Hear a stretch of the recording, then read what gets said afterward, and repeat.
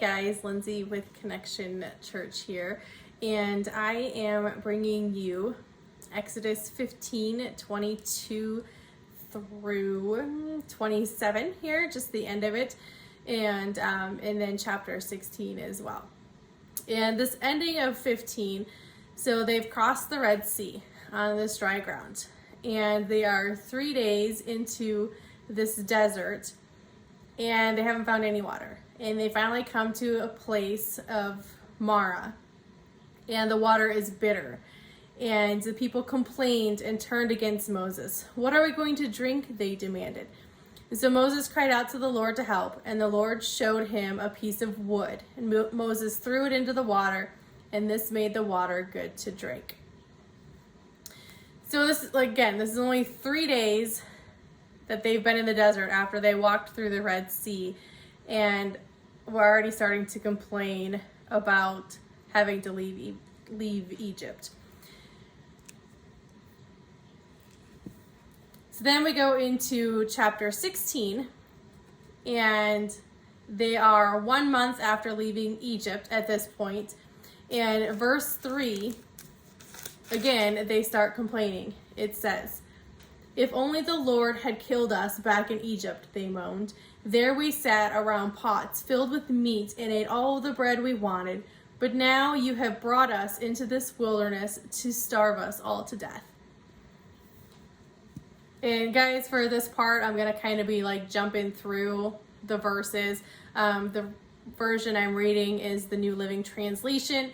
So if it doesn't quite follow along with the ESV that we usually study, that's why. You're welcome to write the verses down and go back and go through it, because I know it's going to be a little different than what we're used to reading. So then they're complaining about that. I'm going to jump down to verse 11.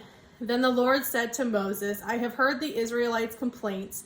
Now tell them, in the evening you will have meat to eat, and in the morning you will have all the bread you want. Then you will know that I am the Lord your God." That evening, vast numbers of quail flew in and covered the camp, and the next morning the area around the ground was wet with dew. When the dew evaporated, a flaky substance as fine as frost blanketed the ground. And Moses said to them, "It is the food the Lord has given you to eat.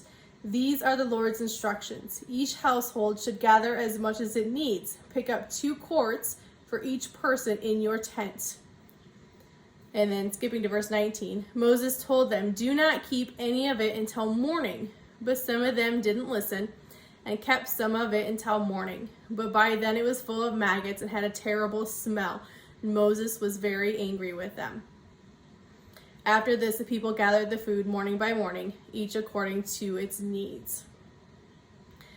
So here it's God provides manna and quail. After they complain, he's like, "Okay, I'll feed you," and gives them this. Some of them still are not trusting. After everything they've gone through to get out of Egypt, they are still not trusting God to provide, and they try to keep some of this manna, and it ends up getting rotten and maggoty.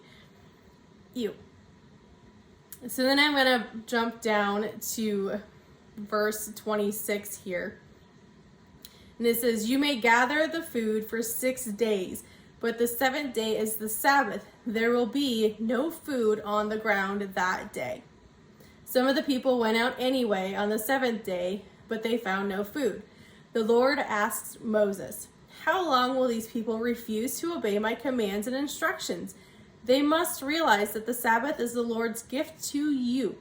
That is why he gives you a 2-day supply on the 6th day, so there will be enough for 2 days.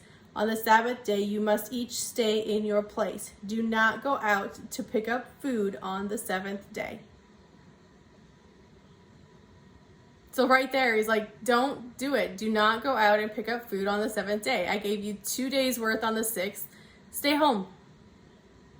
But again, some people are struggling to trust him and to stay home and follow these instructions. Verse 32, Moses said, "This is what the Lord has commanded. Fill a 2-quart container with manna to preserve it for your descendants. Later generations will be able to see the food I gave you in the wilderness when I set you free from Egypt. So here he's like saving a portion of it, and so that the future generations, because that's how they shared their customs and the stories and their whys and hows. Like, they didn't have a Bible to read at that point, you know, it was all through the stories of their generations handed down to their children.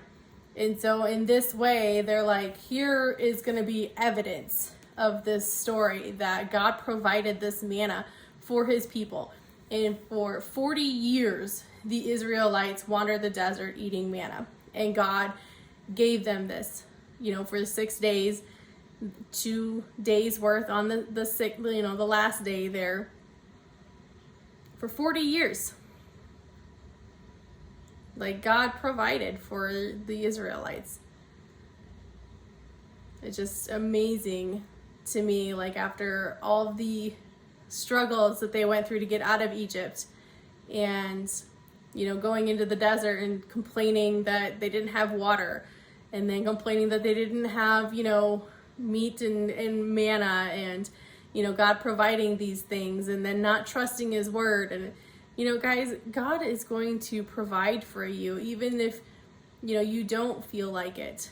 And when they were, you know, back in verse 3, they're talking about wishing that they were back in Egypt, where they were slaves, but they knew what meals they were going to have.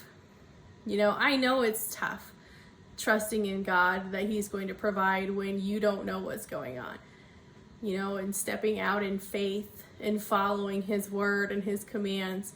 It's not easy, but God will provide and he will take care of you.